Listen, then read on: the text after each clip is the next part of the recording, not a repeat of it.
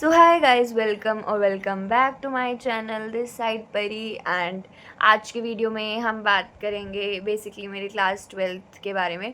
मैं बता रही हूँ, क्लास ट्वेल्थ ना मेरा लाइफ टाइम के लिए एक ट्रॉमा बन के रह चुका है और मैं पूरा वीडियो में एक्सप्लेन भी करूँगी क्यों। बट इन रियलिटी मैं बताऊँ, अगर कहीं ना कहीं आप लोग भी रिलेट करोगे इस चीज़ से, अगर आप पूरा पूरी मेरी स्टोरी सुनोगे तो अगर वीडियो ज़्यादा लंबी होगी तो मैं इसको पार्ट में डिवाइड कर दूँगी। बट मैं ना चाहती हूँ कि मैं स्टार्टिंग से सब कुछ आप लोगों के साथ शेयर करूँ। तो अब मैं स्टार्टिंग से बिल्कुल आपको बताना स्टार्ट करती हूँ। एंड रिसेंटली अभी मैं ऑफिस से आई हूँ एंड सो मैंने अभी अभी चेंज करा एंड इसलिए मैंने कुछ फेस भी वॉश कर लिया था। और एज सच मेरा कोई इरादा नहीं था व्लॉग बनाने का, लेकिन मैं पास्ट एक मंथ से सोच रही थी कि मैं ये वीडियो बनाऊँ और आप लोगों को भी बताऊँ, स्टोरी बताऊँ पूरी। बट मेरे को ना टाइम भी नहीं लग रहा था और कुछ मेरे से ऑफिस से आने के बाद कोई भी काम होता नहीं था बेसिकली। बट आज जिन्होंने मेरे साथ वो सीन करा था, मैंने उन्हें बस स्टॉप पे खड़े देखा जब मैं बस से उतर रही थी। मुझे सब कुछ रिमाइंड हो गया, एकदम से मेरे दिमाग में सब कुछ चलने लगा। सो मैंने सोचा आज तो पक्का बना के ही रहूँगी। सो बिना कुछ छूटे स्टार्ट करते हैं कि बेसिकली अगर मैं अपना बताऊँ तो मैं एक ऐसी लड़की हूँ कि मुझे ना दोस्त बहुत पसंद है। मुझे दोस्त बनाना, लोगों से बातें करना बहुत पसंद है। पहली चीज़, मैं किसी की बुराई मैं किसी को जज नहीं कर सकती, मेरे से होता भी नहीं। जज वाला मैं सिस्टम बताऊँ, अगर 2-4 लड़कियाँ खड़ी हैं और वो सामने वाले की सामने वाले को जज कर रही हैं ऊपर से लेके नीचे तक, या उसकी पर्सनैलिटी है, उसका नेचर है, उसकी लाइफ के बारे में बोल रही हैं, तो भाई मेरे से नहीं होता। मैं नहीं कर सकती किसी को भी जज। भाई सबकी अपनी अपनी लाइफ है, कोई गाँव वाला सीन यहाँ पे नहीं चल रहा। तो मैं बताऊँ, मैं 8th तक प्राइवेट पढ़ी हूँ एंड 9 to 12th मैंने एक गवर्नमेंट स्कूल से करी है। गवर्नमेंट स्कूल में जाने के बाद ना बहुत सारे चैलेंजेस आपको फेस करने पड़ते हैं। जो बच्चा अपने लिए स्टैंड लेना नहीं आ रहा होता ना, जिस बच्चे को, उससे भी स्टैंड लेना, अपने लिए खड़ा होना सीखना पड़ता है, क्योंकि हर जगह आपके पेरेंट्स नहीं आएंगे आपको बचाने। गवर्नमेंट स्कूल्स में तो गवर्नमेंट स्कूल के टीचर भी नहीं सुनते भाई किसी की। जिसकी रेपुटेशन हाई होगी पेरेंट्स की, उसकी वहाँ सुनी जाती है, नहीं तो किसी की भी नहीं सुनी जाती गवर्नमेंट स्कूल्स में। मैं अगर रियलिटी एक्सपोज करूँ इंटरनेट पे तो क्या था, मेरे को शुरू से फ्रेंड्स बनाने का ना बड़ा ज़्यादा क्रेज़ था, लाइक बड़े ज़्यादा इवेंट्स करने का। तो मैं एक ऐसी लड़की हूँ, मुझे ना ऑलराउंडर बनना बहुत पसंद है। लाइक मैं आपको एक्सप्लेन करती हूँ कैसे, कि मैं डांस में बहुत अच्छी थी अपने स्कूल में, प्राइवेट वाले में भी और गवर्नमेंट वाले में भी। प्राइवेट वाले में भी मैं डांस करती थी, मेरे को प्राइज़ मिलते थे। गवर्नमेंट वाले में भी मेरे को प्राइज़ मिलने लगे एंड जेलसी होने लगी लोगों को। तो क्या नाम है, ऐसे ही और पढ़ाई में भी मैं कहीं पीछे नहीं थी। पढ़ने में भी मैं ठीक थी। मुझे ऑलराउंडर बनने का यही था कि मैं पढ़ाई में भी अच्छी हूँ, मैं डांस में भी अच्छी हूँ। मुझे कोई ये ना कह दे कि भाई पढ़ाई में तो है नहीं, नाचने में रहती है, नाच लेती है तो पढ़ाई में नहीं रहती। ठीक है, 9th-10th मेरी निकली, 11th में मैंने एक्सप्लोर करना स्टार्ट करा। मैंने सोचा कि भाई ऐसे काम नहीं चलेगा, खाली पढ़ाई पढ़ाई पे डिपेंड नहीं हो जाएगा। मैंने स्किल्स देखी, मैंने फिगरिंग आउट करी बेसिकली चीज़ें। हमें एक टाइम पे आके खुद ही सब कुछ फिगर आउट करना होता है, हर टाइम हमें कोई बताता नहीं है। तो मैंने भी स्टार्ट करा फिगर आउट करना चीज़ें। मैंने डिजिटल मार्केटिंग देखी, मैंने अपने पेरेंट्स को कन्विंस करा, उन्होंने मेरी स्किल्स पे इन्वेस्टमेंट करी एंड मैं अब डिजिटल मार्केटिंग का कोर्स कर रही थी जब मैं 12th क्लास में थी। बेसिकली हमारे गवर्नमेंट में क्या होता है कि आपको अटेंडेंस कंप्लीट करनी पड़ती है एंड ऑफ आपको नहीं मिलता, क्योंकि बहुत मिन्नतें करके ऑफ मिलता है। ऑफ के लिए भी बहुत सारे झंझट वगैरह करने पड़ते हैं। तो गवर्नमेंट स्कूल का कुछ ये सिस्टम था। तो क्या था, हमारी क्लास में कुछ ऐसी लड़कियां थी, बेसिकली 11th से ही मैंने देख लिया था कि हमारी क्लास का कोई भी एक बॉन्डिंग अच्छी तो बिल्कुल भी नहीं थी, बिल्कुल भी अच्छी बॉन्डिंग नहीं थी। तो कुछ गर्ल्स का ग्रुप था जो गाँव से आता था। भाई मैं नाम तो किसी का नहीं ले रही, लेकिन उन गर्ल्स का ग्रुप था। वो बेसिकली स्कूल में आके ये करते थे, भाई हमारी फैमिली में ये हो गया, हमारे चाचा ने ऐसे कर दिया, हमारे ताऊ जी ने ऐसे कर दिया। वो बेसिकली इस चीज़ के बारे में बहुत ज़्यादा बात करते थे और कोई भी पास से आता था जाता था तो वो उसे भी जज करते थे। उनका नेचर ही ऐसा था, वो मुंह पे अच्छे बनते थे लेकिन पीठ पीछे वो बातें करते ही करते थे, चाहे वो कोई लड़की हो चाहे वो मैं। मेरे साथ ऐसे बीती थी। तो भाई मेरे साथ तो बहुत किया उन्होंने। लाइक मैं इधर से जा रही हूँ तो मेरे बारे में बोल रही हैं कि हाँ घूमती रहती है, बेसिकली हरियाणवी लैंग्वेज में उन्होंने मुझे बोला हाँडती रहती है, कि भाई पूरा दिन इसकी स्नैप देखा करो, कभी कहीं जा रही होती है कभी कहीं। बेसिकली वो मेरे ऊपर सवाल उठाते थे, देख भाई कैसी दिखती है, ये वो है, कितना माचती है। चाहे अगर कोई टीचर मुझे प्यार से बोलता था ना, उनको बड़ी जलन होती थी, वो ऐसे कहते थे देख भाई क्या मैडम। मेरा ऐसा नेचर है, मैं अपनी फैमिली की बातें कभी भी किसी बाहर वाले को कभी नहीं बताती। मेरा मन ही नहीं करता भाई, मैं अपने घर वालों की बात तुम्हें क्यों बताऊँ, बाहर क्यों बताऊँ मैं अपने, मेरे घर में क्या चल रहा है। ठीक है। और दूसरी चीज़, मैं अपने, चाहे वो मेरे चाचू हों, चाहे वो मेरे ताऊजी हों या मेरी बुआ हो, मैं उनकी बुराई क्यों करूँ। बेसिकली मैं उनका खून हूँ ना, मैं उनकी बुराई क्यों करूँ।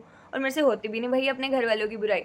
तो ठीक है। और थर्ड चीज़ क्या, कि मैं तो उसमें पढ़ने जा रही हूँ ना, तो मैं किन्हीं और बातों में क्यों ही फोकस करूँ, मुझे तो पढ़ने से मतलब है ना। That's the thing bro. तो क्या नाम है, एक और चीज़ क्या थी कि पढ़ने जा रही हो तो पढ़ाई करते हैं, एंड किसी को जज करने से तुम्हें क्या मिल रहा है भाई? अगले की लाइफ है, अगला कहीं जा रहा है, अगला अपनी लाइफ में ग्रो करे। तुमने 2 साल में शादी कर लेनी है 12th के बाद, लेकिन सामने वाला अपनी लाइफ में ग्रो करे, तुमसे वो देखा नहीं जा रहा, तो तुम उसके ऊपर एलिगेशंस लगा रहे हो, मतलब इतना कुछ उसके बारे में बोल रहे हो। मैं अच्छा डांस करती थी, मेरे ऊपर उन्होंने बोला कि भाई नच्चा नहीं है, मैंने कभी इग्नोर ही कर दिया, लाइक मैंने कभी रिप्लाई भी नहीं करा। और मैंने ना कभी उनको ईगो नहीं दिखाई, लाइक मैंने डांस में ट्रॉफी विन करी थी, मैंने खुद फोटो नहीं खिंचवाई, उसके साथ मैंने उन्हें ला के दी कि भाई तुम खिंचवाओ, मुझे मुझे तो घर ले जाने के लिए वो मिल ही रही है, लेकिन तुम खिंचवाओ भाई फोटोज़, क्योंकि मिली तो एटलीस्ट मेरे को, मैं तो तुम्हारी दोस्त हूँ ना, तो तुम मेरी ट्रॉफी के साथ फोटो खिंचवा सकते हो कि कल को मुझे कोई ये ना बोले कि भाई इसमें तो घमंड है। चलो ठीक है, वो बात भी। उसके बाद एक दिन क्या होता है, उन्हें ना बहुत ज़्यादा जेलसी हो जाती है मेरे से, और मुझे नहीं पता क्यों हो रही है, मुझे कोई बात नहीं पता, लेकिन उन बंदियों को ना बोलने की भी सेंस नहीं थी।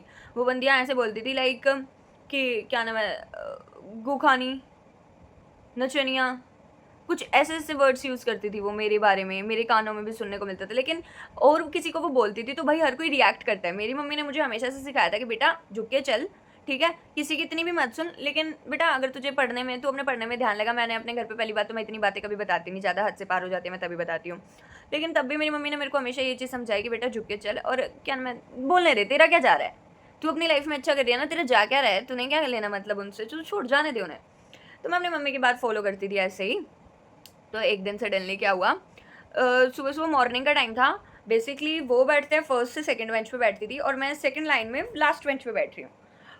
भरी क्लास में खड़ी होके वो ये बोलती है कि परी के अंदर से स्मेल आ रही है। मतलब भाई कॉमन सेंस है, इतने दूर कोनों पे तुम बैठे हो, तुम्हारे को उसके अंदर से इतनी दूर तक स्मेल आ रही है, ठीक है, तब तो चलो उसने बोल दिया, एंड मैं मतलब भाई इतना शेम फील कर रही। मैंने कहा भाई इसको क्या हो रहा है, मैंने तो इसको कुछ बोला भी नहीं, अभी अभी तो सुबह हुई है, सब शॉर लेके आते हैं। मैंने कहा इसको क्या हो गया, इसको किसने क्या बोल दिया।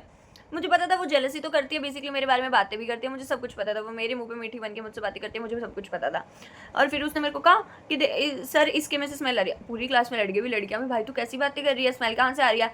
तो सर ने ना इससे पूछा कि कहाँ से स्मेल आ रही है, तो बोली उसके पैरों में से स्मेल आ रही है। शूज़ और सॉक्स में से किसको स्मेल आ रही है, सिंपल सी बात है भाई, ठीक है। उसके बाद क्या हुआ, उसने बोला कि सर परी ने ना शूज़ निकाल रखे होंगे इसलिए उसके शूज़ में से स्मेल आ रही है। भाई तू पहले बेंच पे बैठी है, मैं सेकंड लाइन के आखिरी बेंच में बैठी हूँ, ठीक है, और किसी बच्चे ने एलिगेशन नहीं उठाया, तू अकेली बोल रही है। तो मैंने कहा भाई ये लड़की पागल हो गई। मैंने कोई रिएक्ट नहीं करा, मैं लिटरली बता रही हूँ, मेरे ना आंसू आ गए पहली बार तो, मेरे को बहुत जल्दी रोना आ गया, मेरे टप टप आंसू गिरने लगे। तो सर ने मुझे कहा कि आगे आ, मैं नहीं गई भाई, मेरे को शर्म आ रही थी, मैं नहीं गई, और उसने ऐसी कुछ बातें बोल दी तो भाई दिमाग में वो घूमे जा रही थी कि भाई ये क्या बोल रही है, बड़ी क्लास में मेरे को कैसे इंसल्टेड सा फील करा रही है। मेरा दिमाग घूम गया भाई, ऐसी बात सुन के किसी का भी घूम जाए।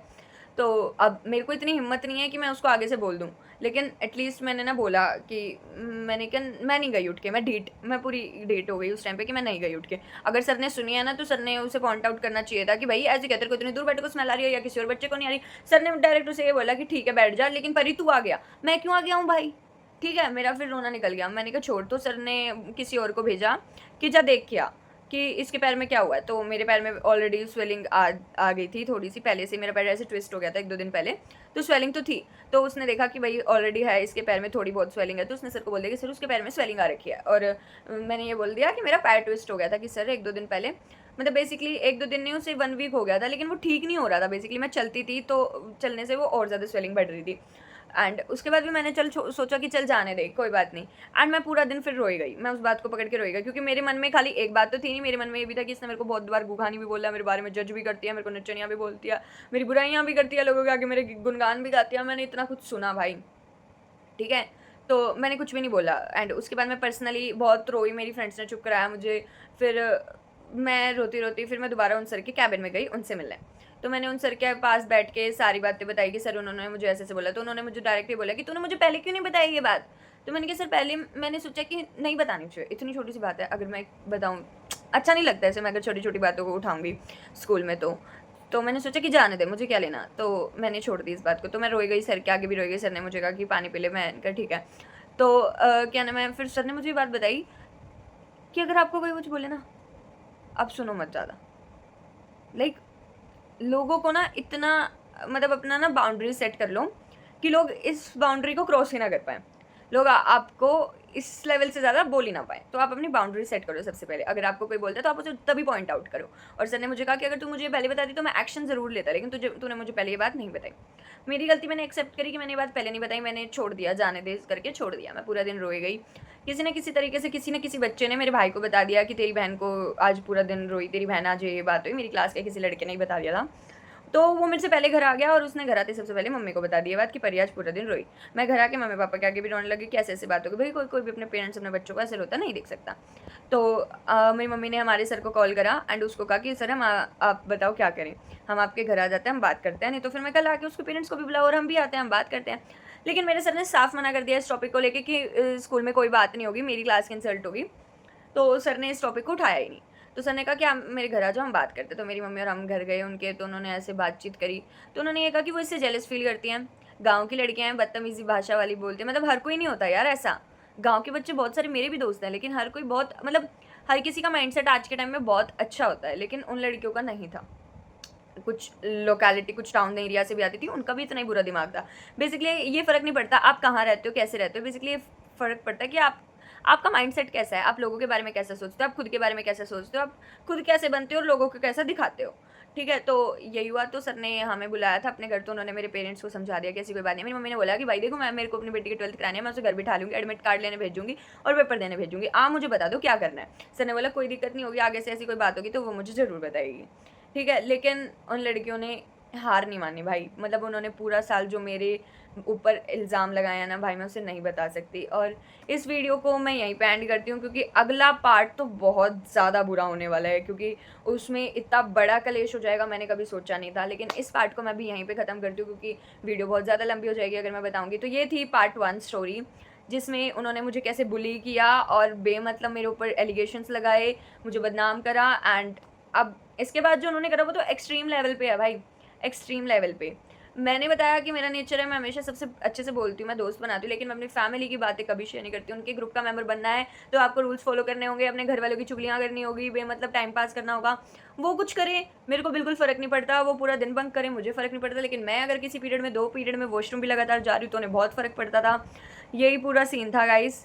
तो मतलब मैं अभी भी बता रही हूँ ना, मेरा दिमाग उस चीज़ को मतलब याद कर रहा है, बिल्कुल एक-एक चीज़ मेरे माइंड में रिकॉल हो रही है, मैं बताना नहीं चाह रही। एक-एक चीज़ मेरे माइंड में ना दोबारा से आ रही है। मतलब इतना बुरा ट्रॉमा है क्लास 12th का मेरे लिए कि लोग किस हद तक आपको जेलस कर सकते हैं। यहाँ आके इस पॉइंट पे आके और जो अगली स्टोरी है उसके पॉइंट पे जाके मैंने रियलाइज़ करा कि आपके कोई भी असली दोस्त नहीं होते। सब आपसे जेलसी करते हैं, ठीक है? अगर आप कुछ अच्छा करने अपनी लाइफ़ में जाओगे तो सब आपकी एक टाँग ज़रूर खींचेंगे। सब सोचेंगे कि भाई इसके पास ज़्यादा फ्रीडम है या फिर ये ज़्यादा कर रही है। किसी को ये नहीं दिखेगा आप कितना स्ट्रगल कर रहे हो अपनी लाइफ में, अपनी फैमिली को ग्रो करने में या खुद को अच्छा बनाने में, लाइक मेहनत कर रहे हो, कोई ये नहीं देखेगा, लेकिन हर कोई आपको जज ज़रूर करेगा। तो इस व्लॉग को मैं यहीं पे एंड करती हूँ, क्योंकि मेरे को नेक्स्ट पार्ट भी बनाना है। ठीक है, तो अगर आपको नेक्स्ट पार्ट देखना है तो कमेंट कर देना। बेसिकली वो फेयरवेल के टाइम पे रिलेटेड है, क्योंकि इस टाइम पे मेरी मम्मी ने मेरे सर को बहुत अच्छे से समझा दिया था कि नेक्स्ट टाइम मेरी बेटी के साथ ऐसा कुछ भी नहीं होना चाहिए। तो सर ने इतना तो ध्यान रखा था, उन्हें समझाया था अगले दिन जाके। तो उसके बाद तो कुछ महीने ऐसी कोई बात नहीं हुई, लेकिन उसके बाद तो बहुत जल्दी ऐसी बात हुई फेयरवेल के टाइम पे। तो मैं बताना बहुत जल्दी चाहती हूँ, लेकिन व्लॉग बहुत लंबा हो रहा है। And this is for the day guys, thank you so much for watching. अगर आपके भी कोई भी थॉट्स हैं आपके माइंड में, या फिर आप उनके बारे में या मेरे बारे में कुछ बताना चाहते हो, तो आप कमेंट्स में ज़रूर बताना, मैं सबके कमेंट्स रीड करूँगी। And this is for the day from Pari, thank you so much guys.